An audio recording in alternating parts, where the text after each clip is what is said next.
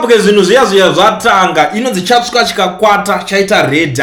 Unoziva kuti pane nyaya dzekutaurwa mastreets but zvimwe zvacho pane ndotombofunga ndorova breaking news ndoita sei right. Iri panapa iri kupisa nhasi rigenze tingoti murungu ataura akati kuti murungu in terms of my opposition anditi anenge ari pamusoro zibhosi racho kana kuti zijongwe rema opposition kana kuti zibaba racho rema opposition razotaura iko zvinezvi ende ari kubvuma kuti vanhu makahwina. Unoziva kuti it's something chekuti vanhu vezimbabwe vanga vari kuda kungodhokonya Chamisa ngaataure Chamisa ngaaningirikine. Saka Chamisa ataura ende inini ndatouya kunoexplain kunoonesana nemi nyaya dzacho dziri kutaurwa. Kana uri panapa uchiziva kuti unoda advocate Nelson Chamisa ita kuti ahoyi mucomment section mangu izvezvo show me the signal verenganai tione kuti muri vangani ayo pari kunakidza. So muri yezimbabwe ndisati ndapedza kubata ZANU-PF nenzeve imimi muchibata nechemuchiuno tichirovera pasi kuti bwa kana uchiziva kuti unodedzera kuti pasi nezanu nezvigananda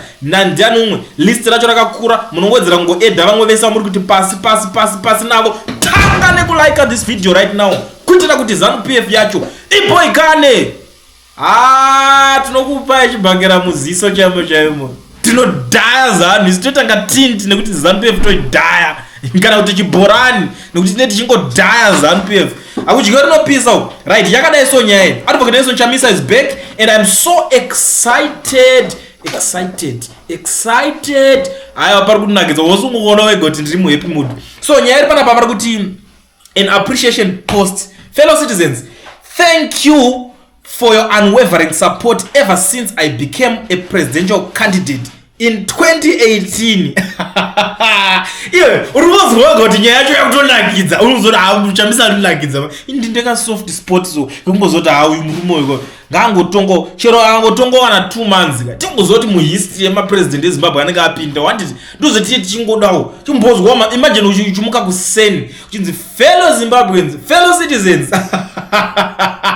unyazonzwa kana mafindifuat kuti zvinhu zvanaka chero usina kana basa ka murume akangwedza chero tweet chero ngonongonoti bo I think hope yatopo panapa vamwe chero vachizopopota hey hope is not a solution but to us I think is not totibatsira kuti tinge tichiningirina. So Chamisa vari kuti you have walked this journey with me and are still walking through hope and heartbreak, through resistance and resilience. Twice in 2018 and again in 2023 you stood up, emphatically voted for change and overwhelmingly choose a new direction for our country. You great people of Zimbabwe wanted a president of your choice to lead the country, but you were temporarily denied the chance all but twice. Let it be clear, you won in numbers and you did not waste your investment in effort and time. You invested in hope, you earned the future. It's an investment for change.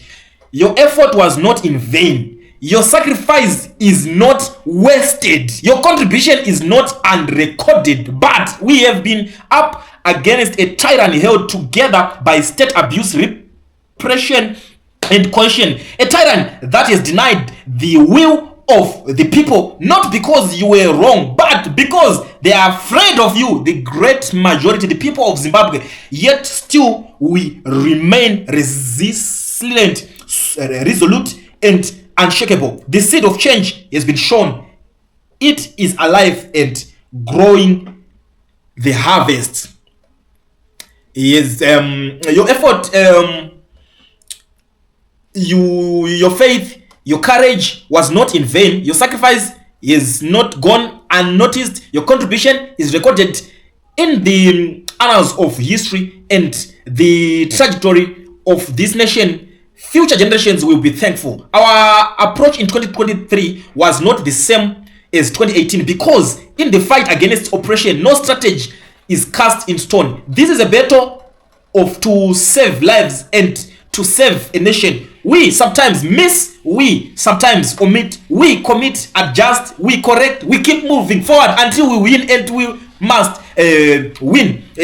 None of this would have been possible without you. Some of you spent sleepless nights fundraising on Twitter Spaces, even raising funds from the citizens. What a remarkable citizen story and achievement. Zimbabweans at home and abroad have consistently and in different ways supported the struggle for freedom and change in Zimbabwe. Other knocked on doors, campaigned from house to house, or travel long distances to attend our rallies. Many of our brave comrades were beaten, jailed, or lost to politically motivated violence, a tragic trend that is ugly characterized our politics over the years. We are a nation of great fighters, great warriors. We are a people of faith, but not faith in word. Only ours is a faith backed by action. We win through prayer, but also through planning and action. We win our knees, but also in diplomacy, advocacy, and on the ground. Your support, spiritual, financial, or physical, has kept the hope alive. The citizens of Zimbabwe, thank you. The prayer warriors, thank you. The bakers, thank you. To the campaigners and ground soldiers, thank you. To everyone who contributed and continues to believe in us and in a new great Zimbabwe, the next Zimbabwe, thank you.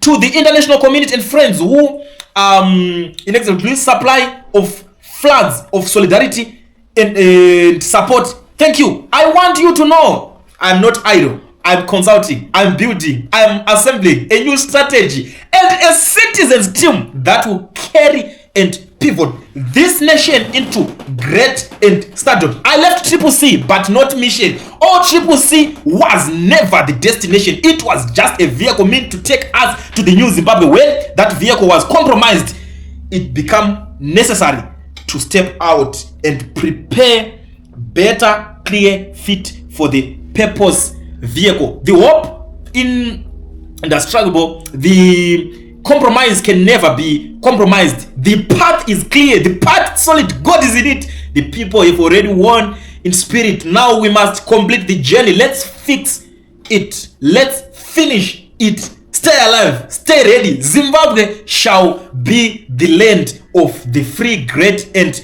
prosperous. God bless you. God bless Zimbabwe forever and always. NC Nelson Chamisa.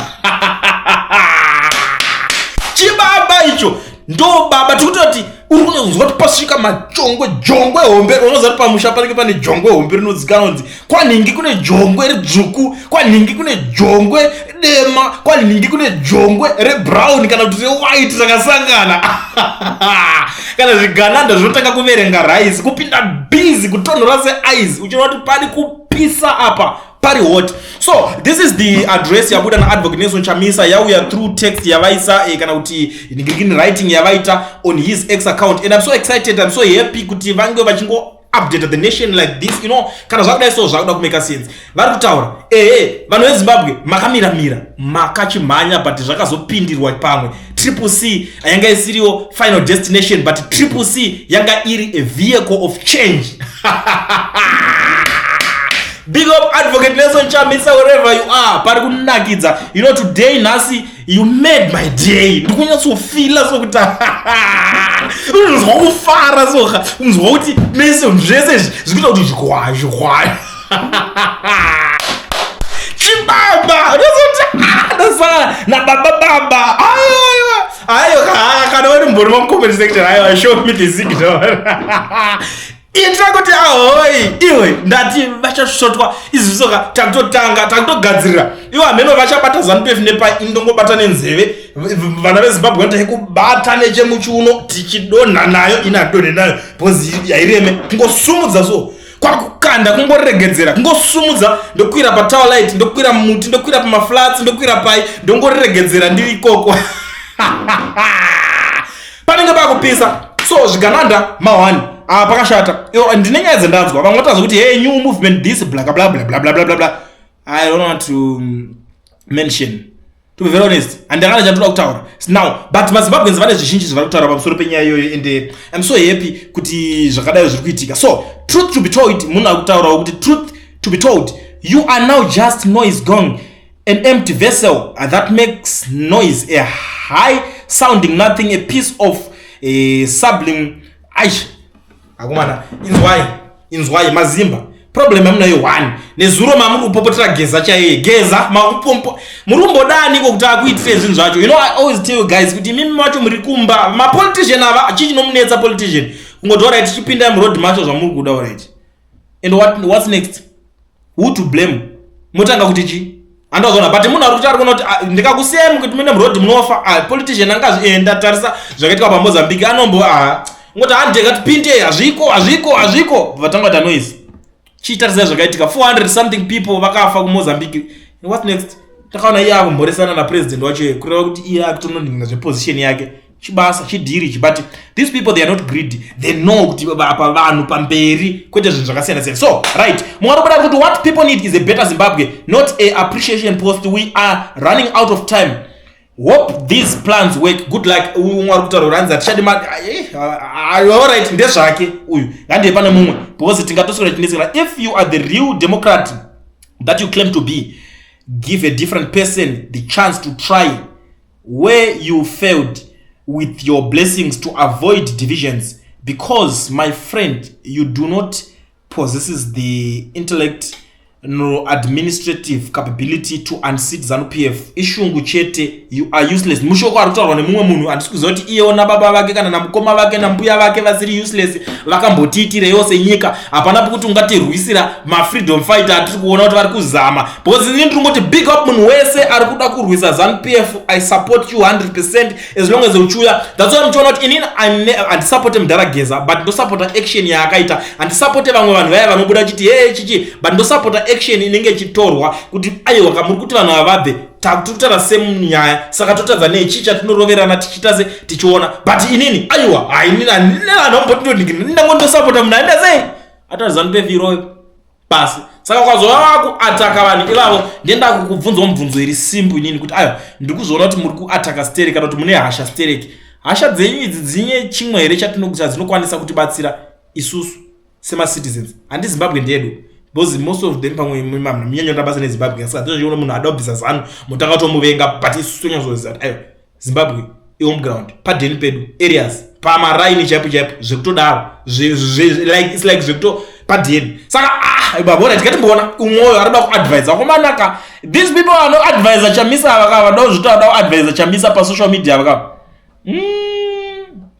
ameno rekatimboona my advice, don't be too democratic in a authenticating environment. Reduce number of elected officials and make it clear in your constitution that only the president should communicate with state institutions. Where necessary, abolish completely posts of SG and chairman. Moshoko mwari kutaurwa ameno munotiwo kudinazvo munogona kuzondudza mwari kuti Mr. Chamisa, yes, we worked with you but it will take a lot of effort to convince us to continue working with you. At this moment, it seems as if your main strategy is waiting for a divine intervention which will magically take you to state house. Mashoko ari kubvawo kune mumwe idzi handidi kuti tase kudziningirikina kudzidaira mumwe ari kuti ko wadi kutipo a solid signal. We waited in lines for hours to vote for you. If you are serious, you must know that elections won't work in Zimbabwe. The system is rigged, but if you are connected to the system, yes, keep dreaming Chamisa. You let us down. Mashoko ari kubvawo kune mumwe munhu. I don't know kuti munomaona se mafungiro ake zvakarewa namama maishe samba mafungiro avo babava vaomberere maoko ndo maonero avo ameno iyo munokwanisa kundudza right. We are with you chief. We are wait a cleaner, more efficient and more robust vehicle to take us forward. The hope is that we have collectively learned from the glories and troubles of the past and will wage the fight with better strategy and precision. Toshika vakomana toshika udza munhu ariko uriko kuti toshika panosvikika utambayo chitima cheshanduko chakuya right. Mumwe ari kubudawo panapa ari kutaurwa yake anzi with all due respect, lay out a strategy to talk to people. If you feel like you have no plan of defeating ZANU-PF, at least hand over the next person to the same way you were endorsed by Mugabe. It's not easy passing the baton, but do it for the people. I don't know to pass it to the next person. What is it? What is politics? Politics in Zimbabwe, is it so spiritual? Like, I don't understand Zimbabwe. Anyway, kana pana munhu arikuona kuti Chamisa ari kukundikana ngambotanga omunhu auyewo pamwe anogona kuwana support. I think it's really simple. Pana kuti tiswera tichingoti Chamisa wazodai, Chamisa chimbopawo mumwe, kupa mumwe chiko. Kana pana ari kuda ngangotanga nekutorova ZANU-PF uriko tanga nekutambidza ZANU-PF chibhakera chemuziso kudai, so tanga nekutomhanyisa zvigananda, tanga nekutobhura kana uchizvikwanisawo. Handiti ndo strategy yamukutaura, because Chamisa izve fighter tinoti iye nyama dzake hadzisizi kuti adzosera nezvibhakera nevanhu, anoona kuti zvinoda kushandisa pfungwa kwazikata shoma, unozotanga kukwadzana because pakunokandirana zvibhakera vamwe vane maoko esimbi chaiwo kunzi bo nokukwadza ukafira mberi. Saka vamwe aiwa aiwode wazodai.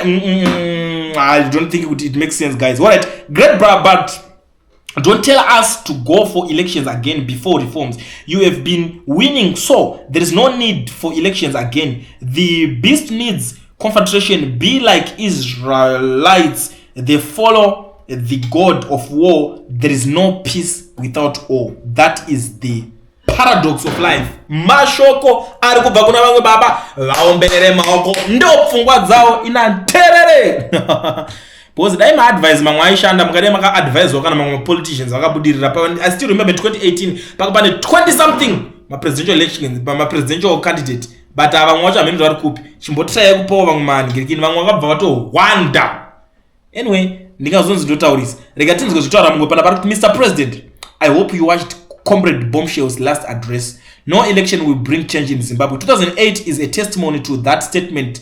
The only way forward is kubatana and form a transitional authority after ED is gone while implementing reforms. Iyi nyaya yekuda kubatanidzira Geza pane nyaya idzi inachaziwo kuti Geza akubatanidzirwa papi. Geza anongotaurawo zvaanongofungawo, tinongoti vaGeza kana vakati ma-elections ashande ichokwadi, vakagona vakaita sei vakataura izvozvo, asi takatovamirirawo kuti vatiitirewo zvinoshanda vaGeza vacho, because apa tiri kuda munhu anoita zvinoita sei zvinoshanda. At the end of the day chinodiwa kusunungura vana veZimbabwe nzira dzinosiyana asi dzinenge dziri dzimwe chete. Pakunovhima munoenda makawanda, but the main goal kudzoka neusali kumba. I think ipapo ndinenge ndakwanisa kuonesana neuyu, but kana achinge aitawo nharo aiwa anogona kusangana neni pekundowana anopaziva. Right, umwe ari kubudikirawo pana pari kuti best news I've ever had all week. Welcome back, comrade. One wish through chimbouyai special guest per space either kwana ningirikini kana kuya Timbo not I for sure. You know, this is the best thing. I told you guys, this man, he made my day. Inini, I'm in a good mood. Nirunakirwa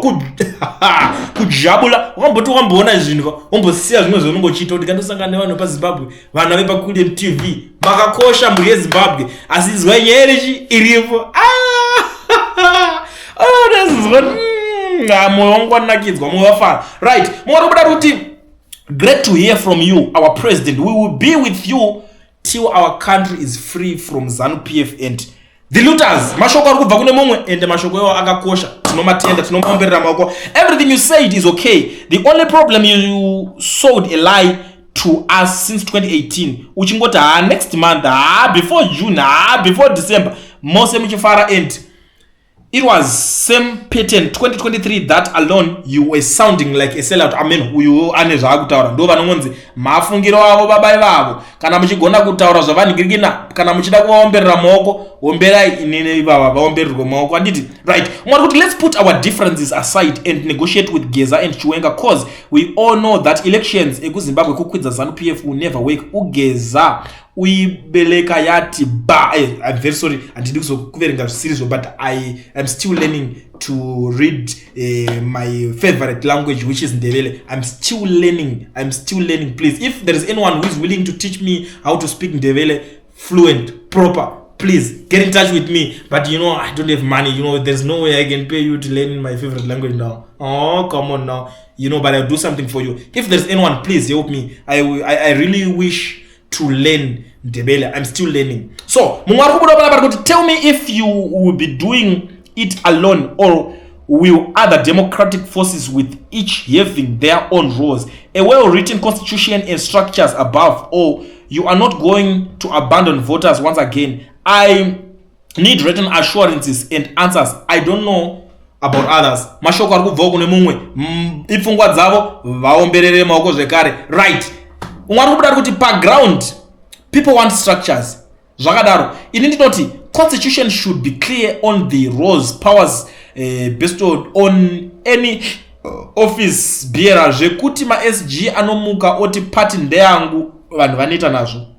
The consultations should be on the structure and a clear governance system. I think ipapo ndapafarirawo panitaura nauyu mafungiro avo vaomberere maoko asi zviri kutanga kumeka sense. Hatichadi kuti zvinhu zvakadai zvidzokorodzeke kana toramba tichingodzokorodzwa paper 2 yezvinhu zvakamboitika kuti uyu angobuda ungoti pati iyo ndeyangu. It's not good for sure. Right, Mwauri kuti you always give us hope and also we trust God Almighty is in control. As you have said, delay is not denial. We surely waiting. We have never given up hope. We stand with you, President Chamisa. Aya ndazofarira pazo President Chamisa. Ndio ndazotaura degree nake. Ndio zototivereke comment yake.